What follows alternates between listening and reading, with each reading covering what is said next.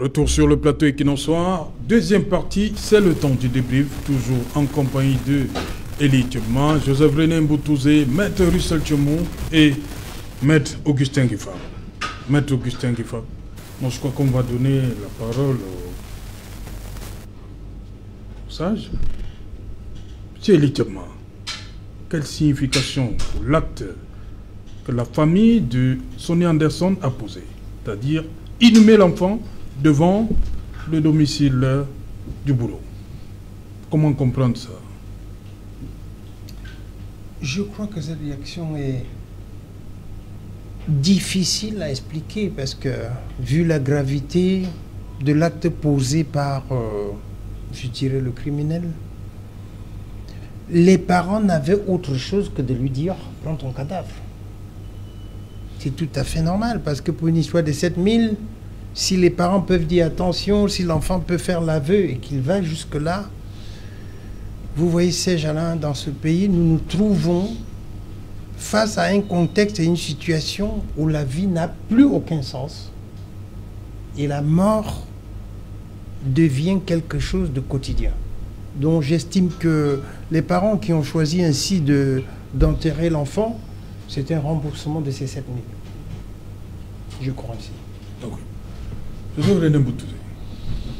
Oui, c'est tellement triste.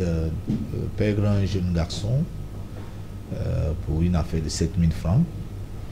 Quelqu'un qui aurait pu, dans l'avenir, rendre de très grands services au Cameroun. Nous le perdons pour si peu. Mais la question qui me taraude l'esprit, c'est que le quartier, les membres de la famille de l'enfant, les membres de la famille du bourreau, les autres voisins du quartier, ils étaient où lorsque on torturait l'enfant jusqu'à la mort? Parce qu'il semble là, dans le récit que j'ai suivi, que la mère suppliait le bourreau. Oui. Moi, je ne comprends pas. Si j'avais été là, j'aurais peut-être... Mais elle suppliait le bourreau. Elle n'avait aucun moyen de défendre son enfant. Ils n'ont pas de voisins, l'entourage. C'est comme s'il y a une forme de complicité qui a laissé mourir cet enfant. Et c'est tellement triste, je pense que... Vous voulez parler de non-assistance. Voilà, exactement. Je pense que... forcément, il y aura une enquête qui sera ouverte là-bas. Et moi, personnellement, j'aimerais bien savoir la suite de cette enquête après.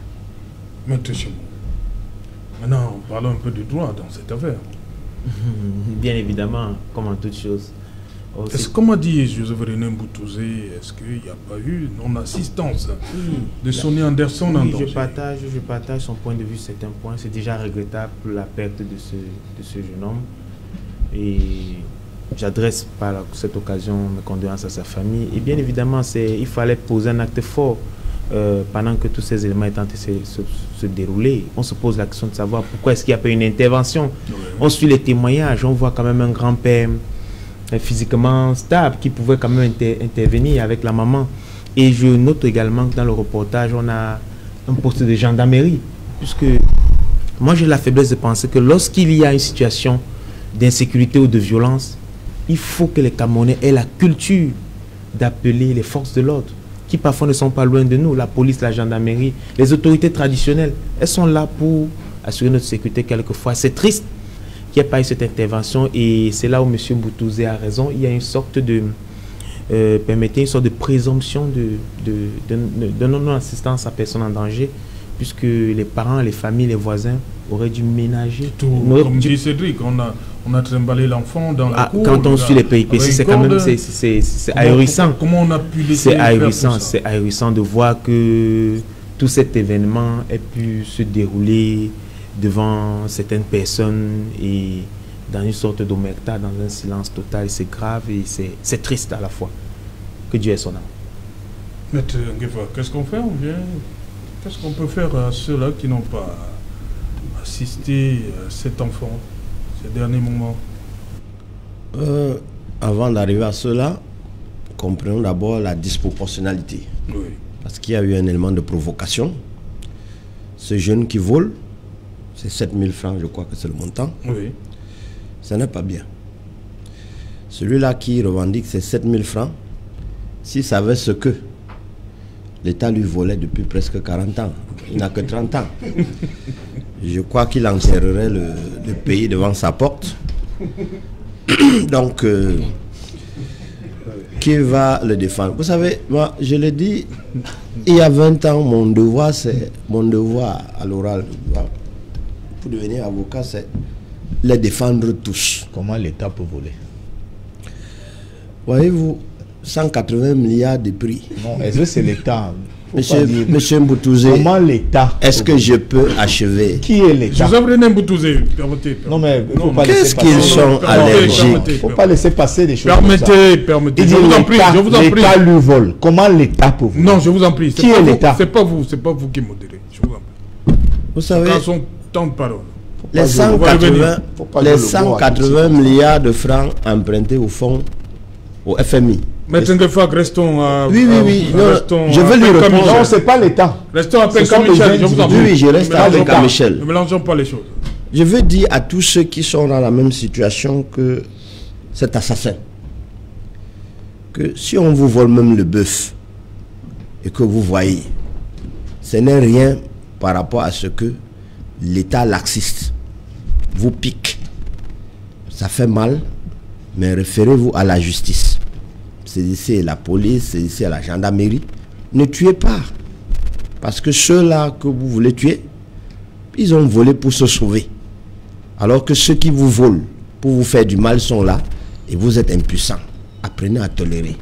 Voilà. Je dois être l'avocat de ceux-là que tout le monde veut oublier.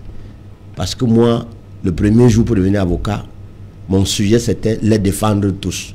Albert Note. Merci. Est-ce que vous comprenez quelque chose? Non, c'est pas une histoire. Oui. Bon, parce que tout le monde tire sur ce monsieur sans savoir que lui aussi, on peut le défendre. Même dans cet état. Que ce que lui, on vole chaque jour, il voit, il est impuissant. Il faut que la résilience, là, ce travail sur tout le monde. Est-ce que ça vaut la vie? Est-ce que ça vaut la vie? Parce qu'il faut stopper. L'État ne vole pas, c'est les gens qui volent l'État. Quand vous dites l'État vole, l'État est des PC l'État si c'est vous une voulez. abstraction. L'État c'est qui? Voilà. Quelqu'un a déjeuné avec l'État un jour, quand l'État vole, il part où avec? Saint-Alain, je vous ai remis le micro. Pas raconter des histoires. Maître Chemou, revenons à cette chambre. Cette chambre qui dit que le contradictoire va... Parce que l'élément dit sous réserve des conclusions liées à la phase du contradictoire. Comment comprendre donc ces éléments est-ce que c'est sur la place publique que ces personnes incriminées devraient... Il y aura une autre phase où elles doivent se présenter devant le procureur général, c'est ça? Monsieur Otou, je me réjouis... Comment ça va se passer pour le contradictoire? Oui, le contradictoire, c'est un principe démocratique en milieu de justice. Et on l'a dit à l'entame de propos ici que vous avez affaire à des maïssas chevronnés. Et je me réjouis dans le cas de cette affaire que ce soit la Cour des comptes qui soit mise en lumière. La Cour des comptes de la Cour, la Chambre des comptes de la Cour suprême. Permettez. Vous voyez, avec la concaténation de malversations financières successives que nous avons dans notre pays, il est bon que ces affaires soient remises à des juges. L'audit, les poursuites et même le jugement, ce serait une bonne chose. Qu'on essaie, qu'on laisse un peu les administrateurs, CONAC, Consup et autres, voir un peu comment les maïssas gèrent la donne. Et vous avez des principes. L'avantage que nous avons dans le cadre de cet élément, c'est que nous avons des principes, notamment celui que vous évoquez, le contradictoire. Le principe de contradictoire est un principe sacré dans toutes procédures, notamment dans le cadre des procédures judiciaires. Et c'est pourquoi, et dans le rapport, l'auditeur, la Chambre des comptes le rappelle, nous avons sollicité, nous avons vu une institution, je vois une partie, une rubrique, on parle d'un groupe de travail. Nous avons vu, et mon confrère Mengefak, il a dû avec Maestria tout à l'heure.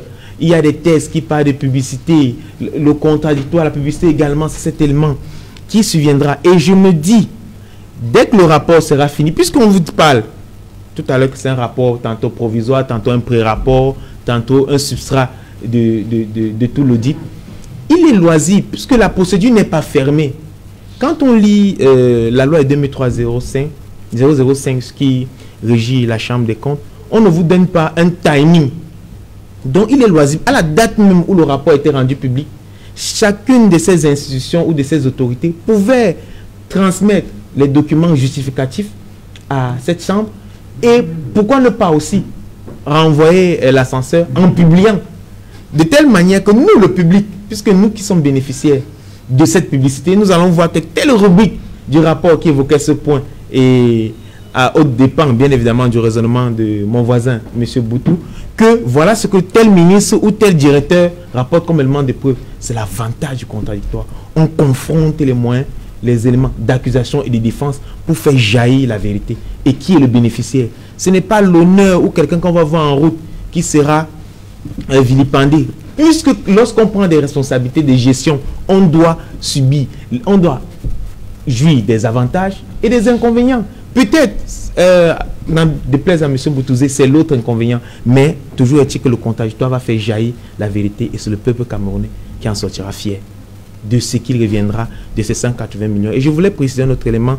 Sur ce rapport, j'aurais souhaité également qu'il nous sorte une rubrique sur le fameux RIOCA, puisque voyez-vous, les milliards, ce n'est pas toujours évident de toucher du doigt. Le RIOCA, on aimerait aussi savoir où est-ce qu'il est parti. Ce serait aussi important, pourquoi pas.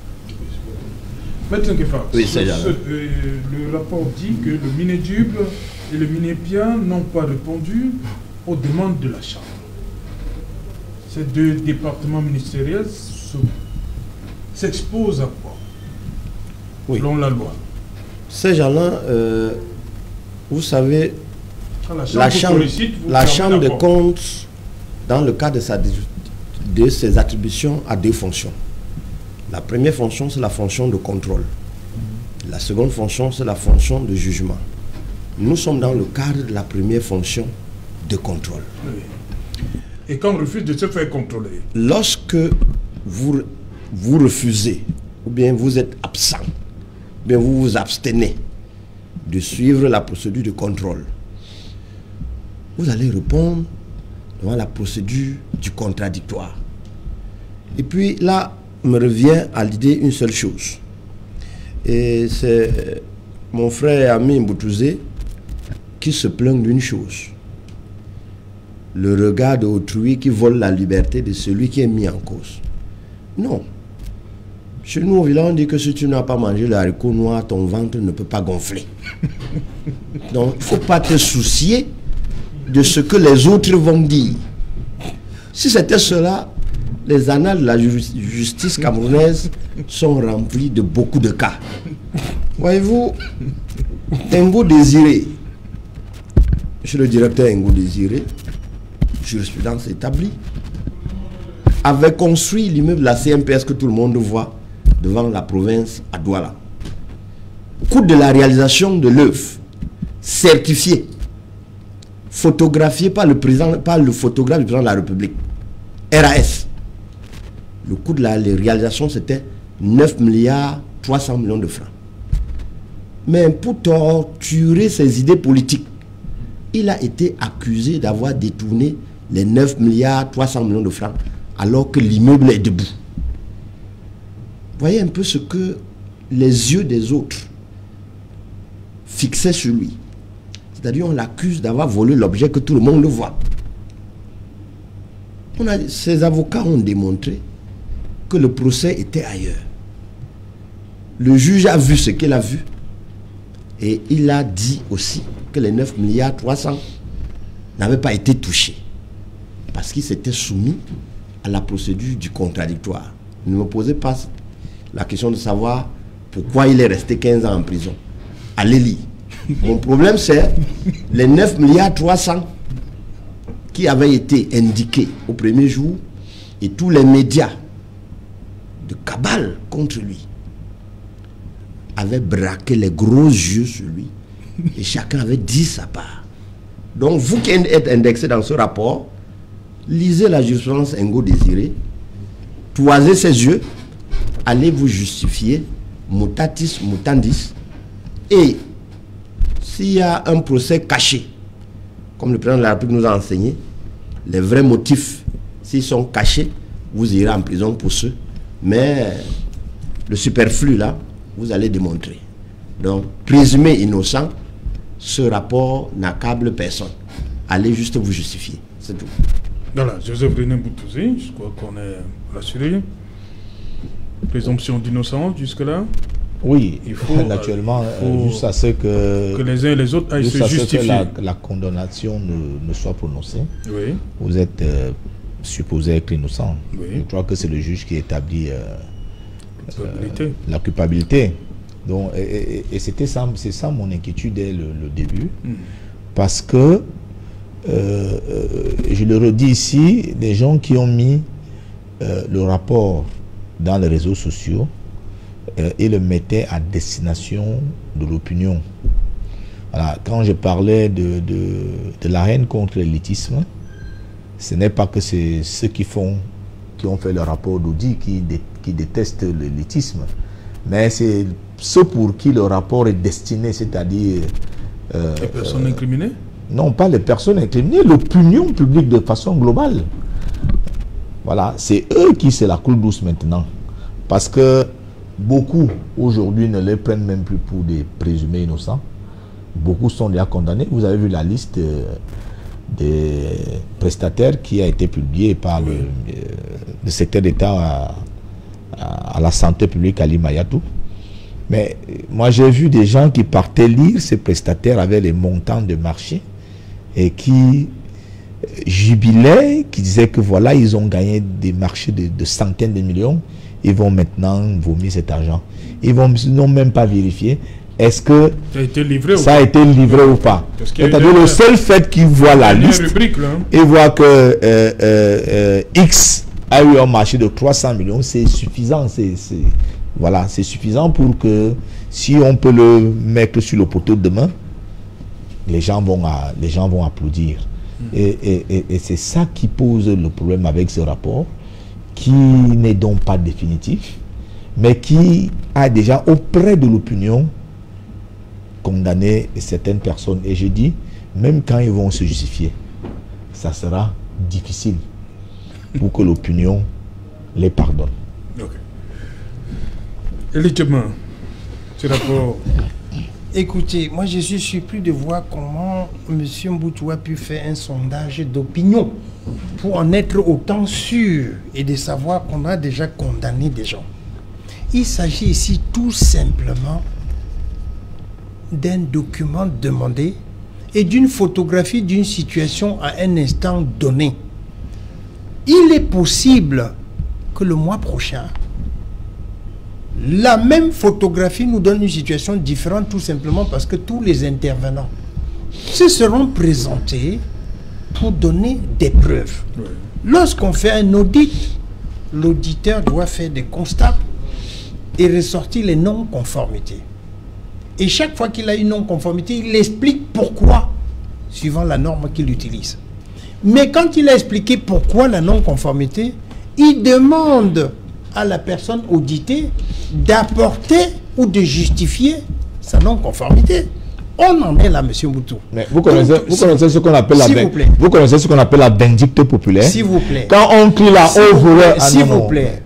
Vous venez de dire que quelqu'un ici a crié au voleur, personne n'a intervenu. Non, vous êtes ici, s'il vous plaît. Vous êtes dans un jugement d'intention. Non, pas d'intention. Vous avez là quand même de prendre une population camerounaise pour des idiots. Vous ne pouvez pas, sur la base d'un rapport, juger, et vous faites un jugement puisque vous dites, j'ai vu des personnes où j'ai entendu. Vous êtes dans le soupçon de la population camerounaise qui est incapable d'interpréter quelque chose qui a été fait par... C'est une population qui est habituée à de la vindicte populaire. Lorsqu'on tue les gens, lorsqu'on dit s'il vous plaît, aux voleurs au quartier, et les gens s'abattent sur le voleur jusqu'à le tuer, ils ont souvent le temps de vérifier si effectivement la personne a volé ou pas. C'est la vindicte populaire. Merci Joseph. Si vous jugez en tant qu'homme politique, votre propos rapidement. Si vous jugez aujourd'hui la population camerounaise, comme capable de vindicte populaire.